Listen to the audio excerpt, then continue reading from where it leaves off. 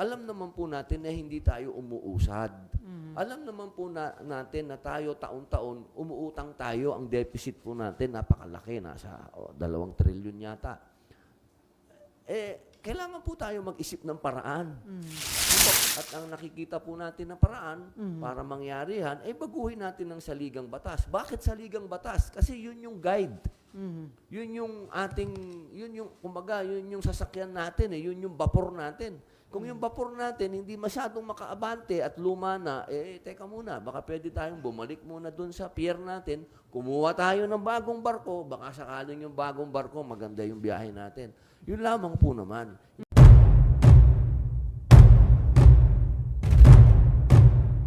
Okay. Sir, dun sa inyong public hearing as Chairman ng Committee on Constitutional Amendments, ito RBH 5, ito ho, more on Political po ito. Oo nga, Okay, term political. extension. Hindi lang ng mga LGUs, kahit ng presidente, vice-presidente. Meron po ako kahapon, kadibate ko si, ang hirap namang kadibate nitong si Orion Dumdum. Dahil ito ay, alam niyo ba yung nung araw, yung Battle of the Brains?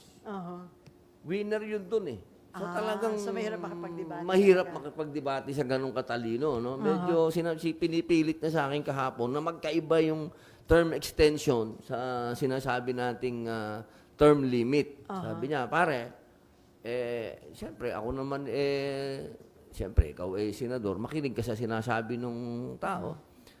Pumayag na ako sa sinabi niya hindi term extension. Ang gusto natin mabago yung term limit.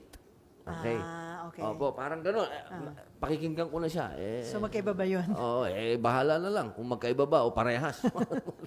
So, ang napagkasunduan po kahapon kasi, meron din po kaming mga bisita na mga sa local government, mga konsyal. Very passionate sila, ma'am. Talagang, ang gusto nga nila, 5 years. Pero sa proposal ninyo, 4. Ang 4 lang po. Kasi yan po yung nakasanayan na natin. Yan po ay galing na sa mga dati nating konstitusyon. Hindi po ito bago. Yung 4 years, mayroong re-election ng 4 years. Ang atin pong Pangulo, dapat kapartner na niya yung Vice President niya. Hindi na tayo dapat magkaroon ng pagkakataon na mag-elect pa tayo ng iba yung partido ng Presidente at ng Vice Presidente. At yung termino ng Presidente at Vice Presidente, 4 years at mayroong re-election. Yan naman po ay atin na muna nagawa na yan. Pinractice na po natin yan. At ganun din naman po sa mga senador. Ang mga senador naman po magiging 8 taon na may 3 termino at hindi na po pwedeng pang kumandidato pagkatapos ng termino niya. Ng 2 termino ng 8 years. At ganun din po, kung gusto niyang tumaas, pwede. Pero kung bababa siya, hindi pwede. At magkakaroon pa rin po tayo ng mga regional senators. Yan po ang pangarap natin talaga na bukod po doon sa national na sinasabi natin, na 24, magkakaroon ng regional senators na 30. At ganun din po sa mga mayor at governor, magiging 4 years at meron din po silang 3 termino. Doon po sa pag-uusap, lumalabas po doon na yung ibang bansa, na katulad ng Singapore, ang kanila pong termino doon ay 5 taon daw. Pinapacheck ko pa po ito, lahat po ito pinababalidate ko. At doon daw po sa ibang bansa, na ang Pilipinas na lang daw po ang natitira, na merong term limit. Merong, sa ibang bansa daw, wala nang term limit. Basta magaling yung, magaling yung leader, pwede siyang umulit ng umulit. So, sabi ko po, mas maganda siguro, baguhin na muna namin itong aming resolution at isusulong ko na lang ang CONCON. Kasi parang palaki po ng palaki pa. Lumalaki yung scope eh. Kasi habang nakakausap mo yung mga expert, marami silang mga input, marami kang naririnig na talagang itong ating 1987 na Constitution ay hindi na nakakatulong, huli na siya sa panahon, kailangan na siyang baguhin, kailangan tayong sumabay sa Agos kung ano ang ginagawa sa ASEAN at sa ibang bansa. Yun po ang aming nagpagdesisyonan. Sinuspindi po namin ang hearing kahapon at napag-usapan po namin ng legis na gagawa na lang po kami ng panibagong resolusyon na patungkol na po sa CONCON. So, yung pagde-decide na idaan na lang sa CONCON, via CONCON, yung CHATCHA, dapat may i-approve po dito na resolution? Opo. Ang sinasabi po sa ating konstitusyon, kailangan 2/3 ng Congress, ng House, ng Senate, at kami po ay pwede nang magpatawag ng eleksyon ng CONCON. Yun po, sa amin pong palagay, ito po ang medyo magastos to kasi napag-aralan ko na to eh. Napag-aralan na po namin ito noong sinusulong natin ng economic provision, ang isinulong po ng House CONCON, binasa ko yung kanilang bill, resolution, nakita ko po doon na medyo magastos nga kasi nagpa-compute din kami diyan. Kasi mag-i-elect pa ng mga... Opo, galing pa sa NEDA, bilyon eh. Oo.